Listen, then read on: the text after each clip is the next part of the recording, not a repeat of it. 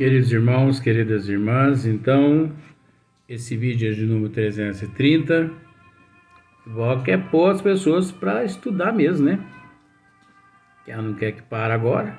Então, vamos tocando. Das sociedades propriamente ditas, vídeo 330, Livro dos Médios, capítulo 29. A questão ainda 341. Aqui, nós paramos aqui assim, ó.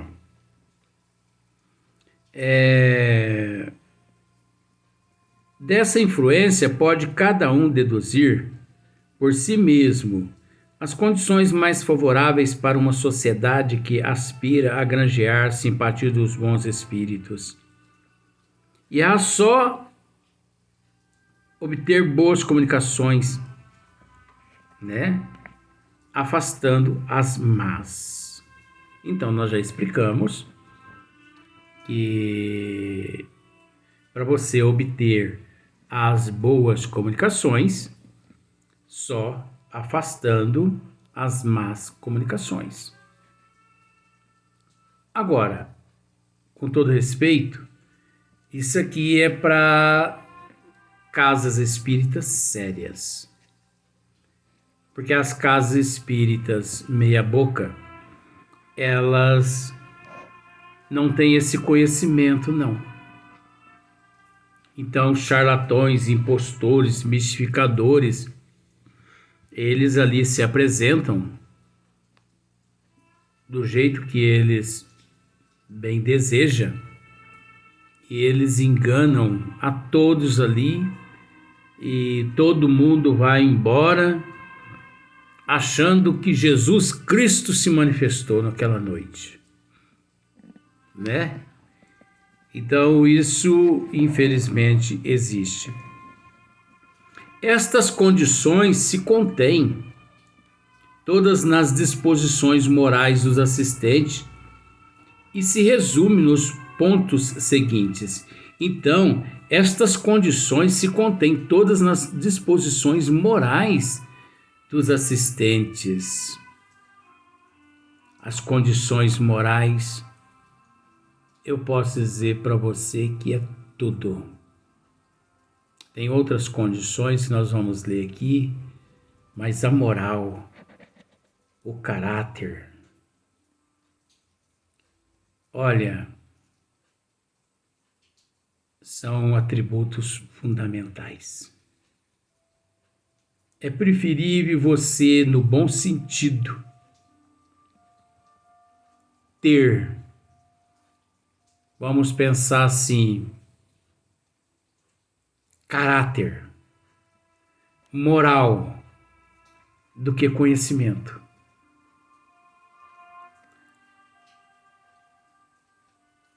Você consegue lograr muito mais êxito. Aí você pode me dizer assim, porque eu não sofro de dislexia. Você pode me dizer assim, mas você já disse várias vezes, Luiz, que é necessário conhecimento. Agora você está dizendo que não é necessário conhecimento, mas quem disse? Quem disse aqui que eu estou dizendo que não é necessário conhecimento? Caráter, moral é uma coisa. Intelecto é outra coisa. E você não me ouviu dizendo intelecto. Teria que ser assim, eu teria que ter dito assim, da seguinte forma, para a pessoa poder pensar o contrário. Eu posso dizer a você que é preferível a pessoa ter. Aí eu estaria errado, ó. Olha como eu estaria errado. É preferível a pessoa ter moral, caráter, do que intelecto. Aí eu errei. Porque intelecto é o conhecimento. E se você tiver só caráter, intelecto ou caráter moral e não intelecto, então é preferível você ficar quieto. Agora, é preferível nestas condições a pessoa ter moral, ter caráter. É preferível. Porque a gente vê muitos por aí se aventurando e se complicando. Olha só para você ver a sequência.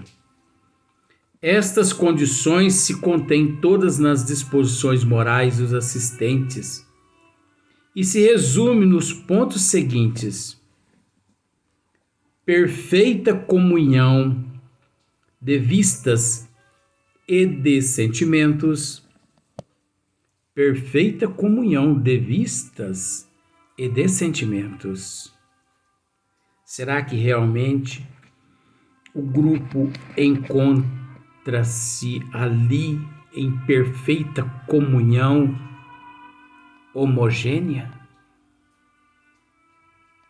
Como está escrito aqui atrás, vou ver se eu consigo encontrar.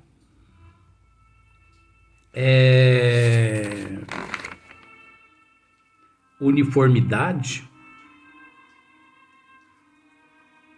Será que o grupo realmente encontra-se nesta uniformidade?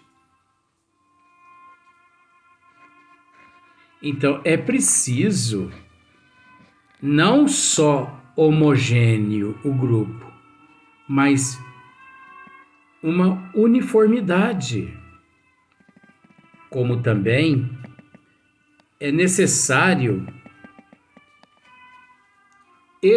o sentimento de solidariedade, de amor, esse sentimento de comunhão, de cumplicidade uns para com os outros. O grupo necessita de uma cordialidade recíproca entre todos os membros. Grupo, casa espírita, onde os integrantes não possuem cordialidade recíproca entre todos os membros, é preferível fechar as portas da casa. Porque não existe a perfeita comunhão. Não existe sentimentos nenhum. Não existe cordialidade recíproca entre os membros. Mais uma questão: a ausência de todo sentimento contrário à verdadeira caridade cristã. A ausência de todo sentimento contrário à verdadeira caridade cristã. O grupo homogêneo, ele possui todos esses atributos? Possui. 50% de capacidade de lograr êxito. Faltou esses atributos, é meio difícil lograr êxito. Um único desejo, o de se instruírem e melhorarem por meio dos ensinos dos espíritos e do aproveitamento. Um único desejo, o de se instruírem e melhorarem por meio dos ensinos dos espíritos e do aproveitamento. Aproveitar o momento. Aproveitar os ensinos dos bons espíritos, procurar entender a importância e a necessidade da transformação pessoal, íntima, essa reforma íntima, essa mudança de comportamento, né? Então, um único desejo de se instruírem e melhorarem por meio dos ensinos dos espíritos e do aproveitamento de seus conselhos. Então nós devemos aproveitar os conselhos dos bons espíritos, as orientações dos bons espíritos, não na condição de guiismo, porque na casa espírita séria, nenhum membro se coloca à disposição do guiismo. Não. Os bons espíritos, mediante o nosso mérito, diante os nossos esforços, na condição de amigos incansável ou incansáveis, tendo eles oportunidade, eles, através de outros médios, faz com que chegue até o nosso conhecimento uma orientação, mas nunca uma obstrução ou uma interferência no teu livre-arbítrio. Os bons espíritos nunca que interferem no nosso livre-arbítrio. Nunca. Eles não nos orientam da seguinte forma: não faça isso, não faça aquilo, não faça isso, faça aquilo. Não. Isso nós quem temos que decidir. Mas eles apenas nos orienta. Olha só para você ver, cabe aqui também. Em Peirópolis, 20, 30 quilômetros distante de Sacramento, existe um arraialzinho que chama-se Peirópolis, em homenagem a Frederico Peiró, pioneiro do espiritismo no Triângulo Mineiro, né? Praticamente no século passado. Então, lá existia um jovem rapaz, recém-casado,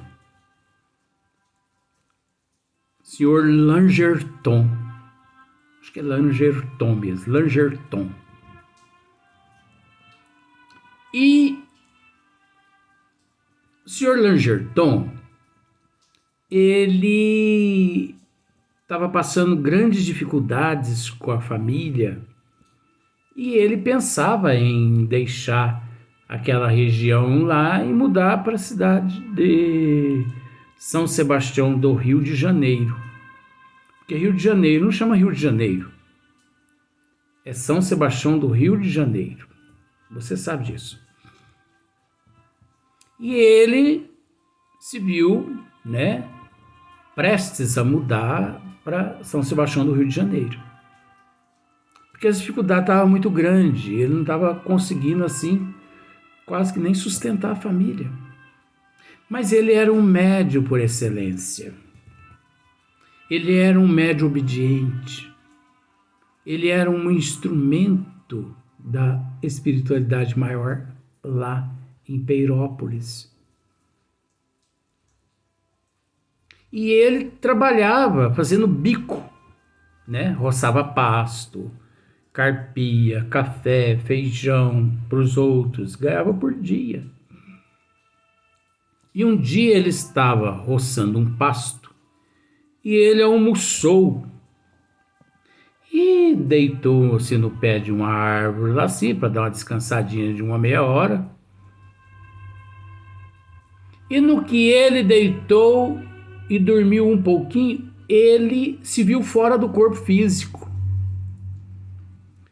E no que ele se viu fora do corpo físico, distância de uns 20 metros, ele viu o professor Eurípides Barçanufo apontando assim com o dedo para ele, para o chão naquele lugar. Só apontou com o dedo, não falou mais nada. Apontou com o dedo e desapareceu. Ele acordou assustado. E ele olhou para aquele local e ele foi lá, olhou. Ele ainda pensou assim, mas o professor Eurípides apontou aqui. O que tem aqui? E ele pegou, foi e providenciou algumas ferramentas para perfurar, enxadão, algumas coisas assim. E ele perfurou um buraco, assim de um meio metro. E não é que ali, meio metro de profundidade, fósseis de dinossauro. Você não precisa acreditar em mim. Se você for na cidade de Peirópolis, você vai ter a oportunidade de visitar lá um museu de resto de fósseis de dinossauro que durante a vida toda de Sr. Langerton, ele, depois que ele pegou esse fóssil de um dinossauro, ele apresentou para uma academia, né, no Rio de Janeiro, São Sebastião do Rio de Janeiro, e eles foram até lá e eles contrataram ele e ainda proporcionaram a ele cursos. E ele ficou sendo responsável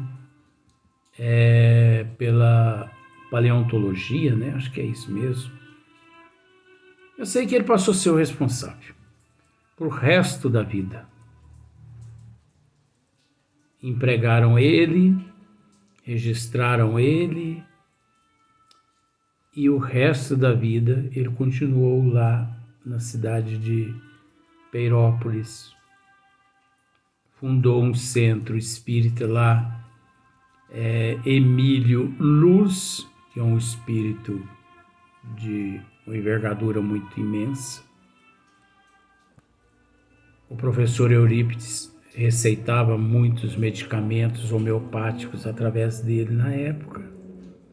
E agora, recentemente, ele deixou o corpo físico, retornando à pátria espiritual, com o seu dever aqui na Terra cumprido. Então, eu estou dizendo isso porque quando o trabalhador faz por merecer, a providência divina o auxilia através do mérito, através do merecimento. Agora, tem pessoas que às vezes desejam ser beneficiada pela providência divina, mas elas não estendem as mãos em prol de ninguém. Elas só querem venha a nós. Mas elas não fazem nada. Então é preciso tomar muito cuidado com o guiísmo nas casas espíritas. Quem esteja persuadido de que os espíritos superiores se manifestam com o fito de nos fazerem progredir e não para nos divertirem, compreenderá que eles necessariamente se afastam dos que se limitam a lhes admirar o estilo. É verdade. sem nenhum proveito tirar daí. É lógico. Se eles percebem que as pessoas só têm aquele momento ali por diversão e não querem aprender e não quer, né, auto se evangelizar e sim só desevangelizar, os bons espíritos eles se retiram dali. E que só se interessam pelas sessões de acordo com o maior ou menor atrativo que eles oferecem. Tá vendo só? Segundo os gostos particulares de cada um deles. Então, se a pessoa comparece às reuniões espíritas com interesse, curiosidade, querendo ver manifestações físicas, né? Querendo ver alguns fenômenos que eles classificam como fenômenos da paranormalidade, milagres. Pode ter certeza que os bons espíritos eles não participam dessa bagunça. E perde tempo também aqueles encarnados. Exclusão de tudo que, nas comunicações pedidas aos espíritos, apenas exprima o desejo de satisfação da curiosidade. Tá vendo só? Recolhimento e silêncio respeitoso durante as confabulações com os espíritos. Tá vendo? É de extrema importância o recolhimento, o silêncio respeitoso durante as confabulações com os espíritos. Não importa ele que nível seja, é preciso. Mas você entende com todo respeito que isso tudo que nós estamos lendo aqui, nós já tratamos em outros vídeos, quando nós tratamos de casas espíritas séria e casas espíritas meia boca. Quando as pessoas optam por aquelas casas que investem em estudos do espiritismo, cursos de mediunidade, cursos de dons mediúnicos, né? Assistência, atendimento fraterno, enfim, uma casa disciplinada. Então, o candidato, vamos dizer assim, ele aprende tudo isso que nós estamos lendo aqui. Isso aqui não é novidade para aqueles que frequentam a casa espírita séria, mas já é novidade para aquele que não frequenta a casa espírita séria. Porque não basta a pessoa chegar e sentar. Não basta a pessoa chegar e sentar, descruzar as pernas, porque não tem nada a ver. Pode ficar com as pernas cruzadas, tá? Descruzar os braços, não tem nada a ver. Pode ficar com os braços cruzados, tá bom? Não precisa ir com roupa branca, pode ir qualquer roupa aqui que você tem, tá bom? A pessoa precisa ter uma disciplina total. Nós já explicamos a respeito disso em outros vídeos. Disciplina alimentar, disciplina sexual, disciplina carne, bebida, cigarro, café, 2, 3 dias antes. Não, 2 dias. Não vou aumentar não, porque 2 dias já está sendo uma tortura para muitas pessoas. Quanto mais se eu aumentar para 3 dias. Não, vamos ficar nos 2 dias mesmo, né? Abster-se da maledicência, trabalhar o orgulho, o egoísmo, a inveja, o ciúme. Trabalhar isso todos os dias um pouquinho. Não significa que a pessoa vai se transformar em um santo da noite para o dia, porque santo não existe. Santo é mitologia. Você entendeu? Mas nós temos o dever de hoje ser melhor que ontem. e amanhã melhor que hoje. Isso são leis do Criador, trazidas por nosso Senhor Jesus Cristo, contidas na doutrina dos Espíritos, codificada por Hipólito Leon Denis de Rivail.